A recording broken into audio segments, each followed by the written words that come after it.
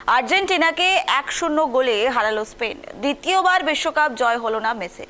কখনো ফুটবল শুধু জয়ে পরাজয়ের গল্প নয়, কখনো তা মহাতারকার অসমাপ্ত স্বপ্নের নাম হয়ে ওঠে। কোটি কোটি সমর্থকদের আশা কাঁধে নিয়ে শেষবারের মতো বিশ্বকাপ মঞ্চে নেমেছিলেন লিওনেল মেসি। রূপকথার মতো বিদায়ের অপেক্ষা ছিল ফুটবল বিশ্বজুড়ে, কিন্তু সব রূপকথা শেষ সুখের হয় না।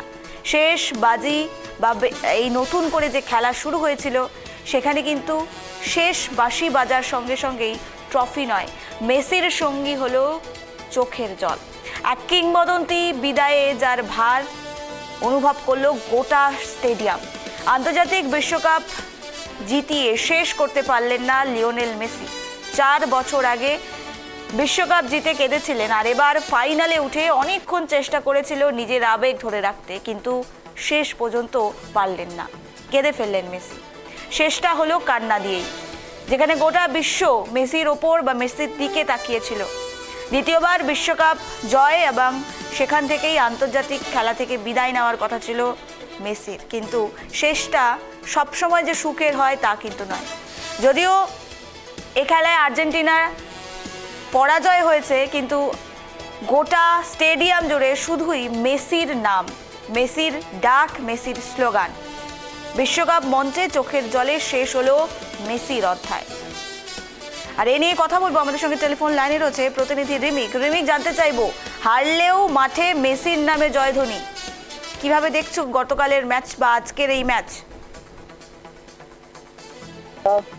বিশ্বকাপ ফাইনালের যে মেগা ম্যাচ আজকে অনুষ্ঠিত হলো, এখানে কার্যত উড়ে গেল মানে স্প্যানিশ ফুটবল, স্প্যানিশ যে টিকি টাকা ফুটবল, অর্থাৎ দ্রুত পাস খেলা, প্রচুর পাস খেলা, প্রেসিং ফুটবল খেলে প্রতিপক্ষকে আক্রমণ করা এবং সেখান থেকে গোল তুলে নেওয়া।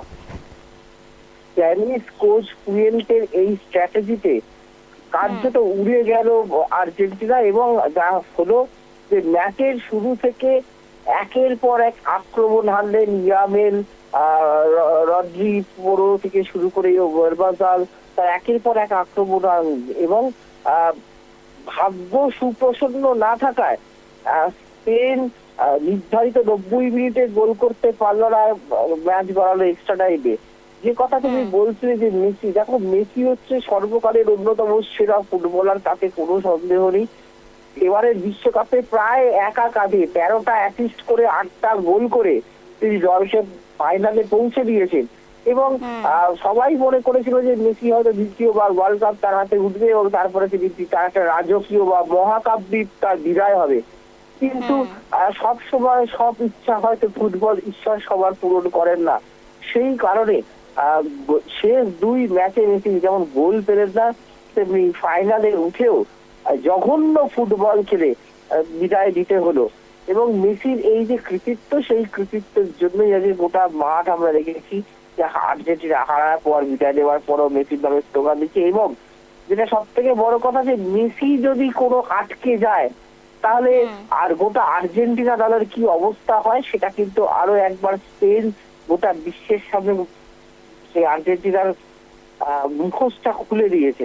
আজকে তারা যেভাবে এই রদ্রি বা লাপোর্তে তারা যেভাবে গোটা ম্যাচে আর্জেন্টিনাকে এবং মেসিকে আটকে রাখলো এবং কার্যত মেসিকে ভোতা করে রাখলো, এবং তার সব থেকে বড় উদাহরণ হচ্ছে বিরোধিতা যে গোটা ম্যাচের শেষ 3-4 মিনিট বাদ দিয়ে একটাও গোল লক্ষ্য করে শট নিতে পারেনি আর্জেন্টিনা। মেসি তো দূরের কথা, গোটা আর্জেন্টিনার দল নির্ধারিত 90 মিনিট এবং তারপরে যে এক্সট্রা টাইমে খেলা হয়েছে, এক্সট্রা টাইমে প্রথম 15 মিনিট এবং শেষের প্রায় 10 মিনিট থেকে 12 মিনিট তারা কিন্তু কোনো গোল লক্ষ্য করে শট নিতে পারেনি। এটা বিশ্বকাপের ইতিহাসে নজিরবিহীন। ফলে স্পেন যে ফুটবলটা খেলেছে তাকে স্যালুট জানাতে হয়। যোগ্য দল হিসেবে তারা জিতেছে। একের পর এক এমিলিয়ানো মার্টিনেজ, আর্জেন্টিনার গোলকিপার, তিনি প্রথম 75 মিনিটে 7খানা সেভ করেছেন এবং গোটা ম্যাচে প্রায় 15 থেকে 16টা অবধারিত গোল সেভ করেছেন। এর থেকেই বোঝা যাচ্ছে রিবেরিটা যে আজকে স্পেন কি ফুটবল খেলেছে।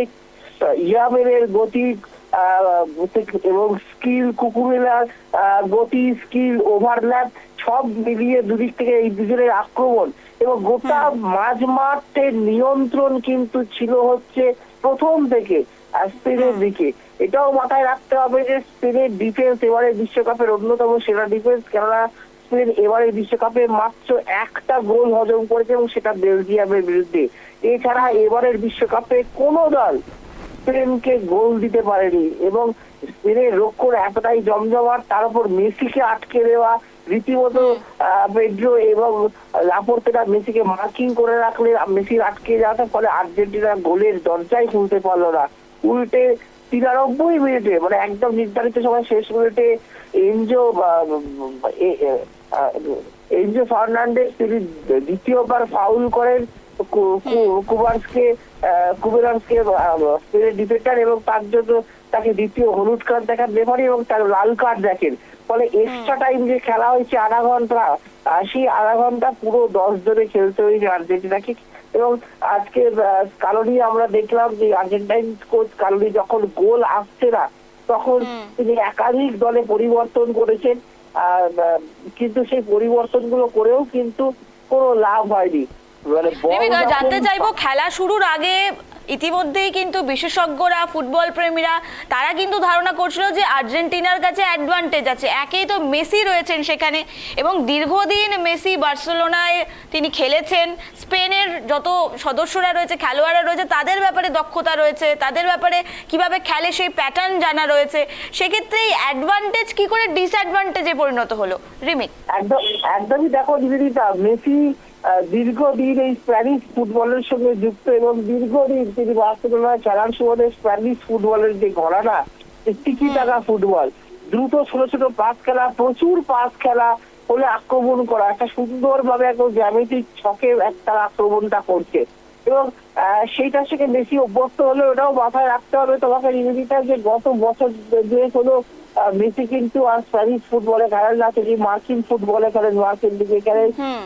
যে ইংল্যান্ডের কিংবদন্তি ফুটবলার ডেভিড বেকহ্যামের যে ক্লাব ইন্টার মিয়ামি সেখানে মেসি খেলেছে, কিন্তু তারপরেও জীবনের প্রায় গোটা ফুটবল ক্যারিয়ারটা যিনি স্পেনে খেলেছেন সেই সম্বন্ধে মেসির থেকে ভালো ধারণা কিন্তু এই আর্জেন্টিনা দলে নেই। কিন্তু একা ফুটবলটা তো একা একজন প্লেয়ারের উপর ডিপেন্ড করে না। মেসি এবং মেসিকে যেভাবে স্পেন আজকে একদম মার্কিং করে আটকে রেখেছিল, মেসির কিছু করার ছিল না। মেসি তোমাকে যে একটা পরিসংখ্যান দিলেই তুমি বুঝতে পারবে যে প্রথমার্ধে ম্যাচের যে প্রথম 45 মিনিটে মেসি একবার মাত্র বল ধরতে, তার পায়ে বল গেছে, মানে যখন খেলার শুরু হয়েছে বাকি মিনিটে ওই যে সেন্টারটা মেসির বলটা লাকি মিনিটে যে খেলাটা শুরু করেছিলেন সেই প্রথম এবং সেই শেষ, এরপরে গোটা 45 মিনিটে প্রথম 45 মিনিটে মেসির পায়ে একটা বল আসেনি। কার্যত কাল আজকে গোটা ম্যাচে মেসিকে খুঁজে পাওয়া যায়নি এবং এটা মেসির ব্যর্থতার থেকেও আমি বলবো যে স্পেনের যে কোচ ফুয়েন্তে তার যে স্ট্র্যাটেজি, সেই স্ট্র্যাটেজির জন্যই কিন্তু আজকে গোটা ফাইনালের মতো, বিশ্বকাপের ফাইনালের মতো ম্যাচে গোটা ম্যাচে মেসিকে খুঁজে পাওয়া গেল না। একদম শেষ 3-4 মিনিট, ম্যাচের শেষ 3-4 মিনিটে কিছুটা মেসিকে আমরা পেয়েছিলাম, ওই কর্নার নেওয়া, ওই ড্রিবল করে একটা মরিয়া চেষ্টা করা, গোলটা শোধ করা। এছাড়া গোটা ম্যাচে আজকে 120 মিনিট খেলা হয়েছে, 120 মিনিটের মধ্যে 115 মিনিট কিন্তু মেসিকে খুঁজে পাওয়া যায়নি মাঠে।